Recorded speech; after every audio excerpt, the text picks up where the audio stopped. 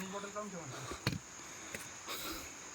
तर तुम्ही बघू शकता कसा रस्ता आहे. इथून तिथून असाच रस्ता आहे. समोर पण सेम. नाही, प्रत्येक ठिकाणी चढ आहे. डायरेक्ट चढावं लागतंय वरती. आणि बॅगेमध्ये जवळपास 10 किलो वजन असेल. 10 किलो.